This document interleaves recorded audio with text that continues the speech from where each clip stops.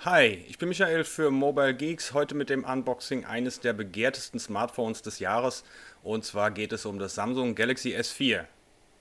In Kürze gibt es das Galaxy S4 bei uns im Handel und wir haben jetzt auch unser Testgerät, das wir jetzt zusammen aus der Verpackung holen werden.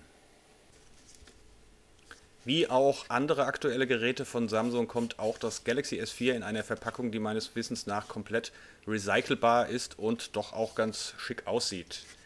Auf der Rückseite der Verpackung finden sich die wichtigsten technischen Daten des Galaxy S4. Da hätten wir unter anderem die CPU, den 1,9 GHz Quad-Core-Prozessor, das Full HD 5 Zoll Super AMOLED Display, die LTE, Konnektivität, 13 Megapixel Kamera auf der Rückseite, 2 Megapixel Kamera auf der Front und ein 2600 mAh Akku. Wie üblich legen wir das Smartphone erstmal zur Seite und schauen, was noch so in der Verpackung ist, auch wenn uns dort nichts Ungewöhnliches erwarten dürfte. Hier hätten wir schon mal ein Handbuch,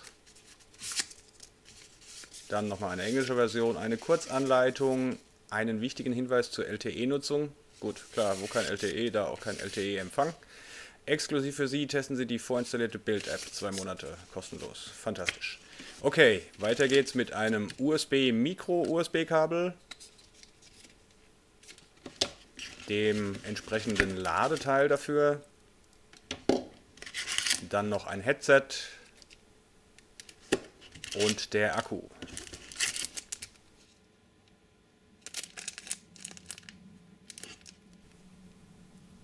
Okay, allerhöchste Zeit, sich das Galaxy S4 mal genauer anzugucken.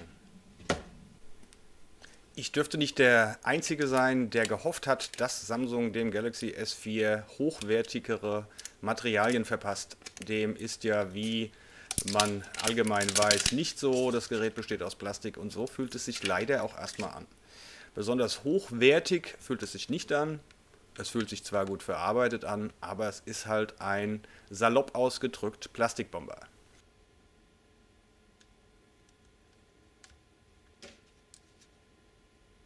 Auf der linken Seite des Smartphones befindet sich die Lautstärkewippe, am unteren Rand der Micro-USB-Anschluss, rechts der Einschalter und hier eine kleine Öffnung, um den Akkudeckel abzunehmen, oben der Kopfhörereingang. Am oberen Rand des Displays diverse Sensoren für alles Mögliche und natürlich den Lautsprecher für Telefonie, unten der Home-Button und die zwei jetzt nicht sichtbaren Android-Bedientasten, zwei haptische Tasten und auf der Rückseite die Kamera und der Lautsprecher.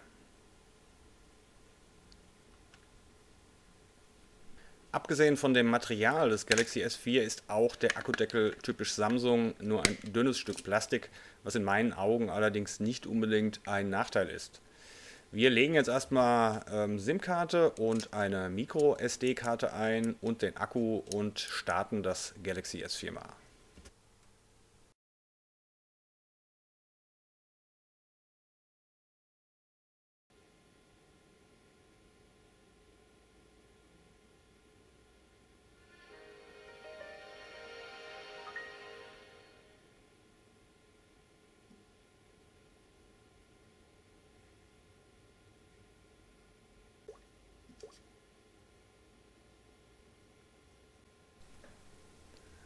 Während des ersten Startvorgangs bekommt man eine kleine Einführung in die wichtigsten Funktionen des Galaxy S4 und das ist auch definitiv eine praktische Sache. Samsung hat dem Gerät so viel Software spendiert, dass man gar nicht genau weiß, wo man anfangen soll, die ganzen Funktionen auszuprobieren. Und hier bekommt man einen ersten Überblick, den man sich auch wirklich in Ruhe durchlesen sollte, wenn man die ganzen Funktionen, die das S4 zu bieten hat, letztendlich auch nutzen will und nutzen können will.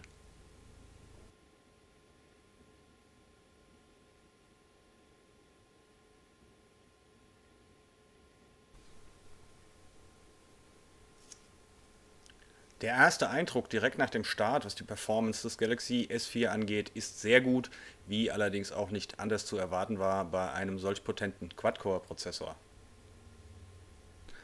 Selbst wer sich mit TouchWiz auskennt, der muss sich eventuell auf dem Galaxy S4 erstmal neu orientieren, da auf dem Smartphone die neueste Version von Samsungs User Interface, das ja eigentlich mittlerweile gar nicht mehr TouchWiz, sondern Nature UX heißt, befindet, und Samsung hat da doch einige Änderungen vorgenommen.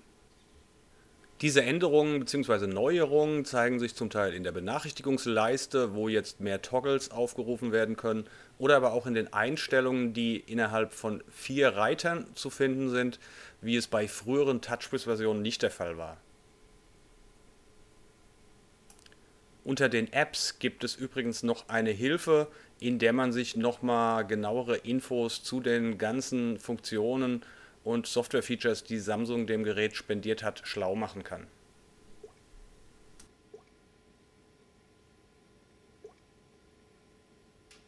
So viel zu unserem Unboxing und ersten kurzen Hands-on mit dem Galaxy S4. Als kleinen Bonus gibt es aber hier noch einen kurzen Vergleich mit dem HTC One.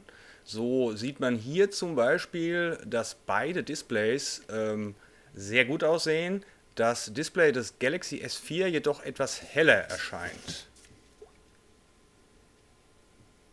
Was die Blickwinkel angeht, sind beide Displays sehr gut, genauso was die Darstellung der Displays angeht.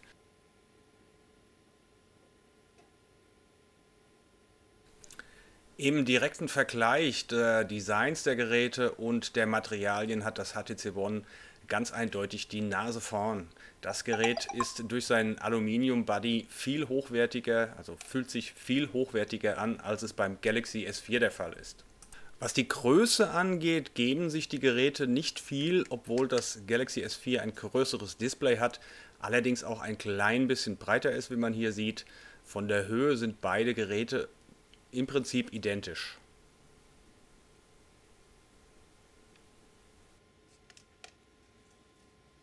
Größere Unterschiede gibt es natürlich bei den User Interfaces. Hier haben wir beim HTC One Sense und beim Galaxy S4 TouchWiz bzw. Nature UX, wie es mittlerweile heißt.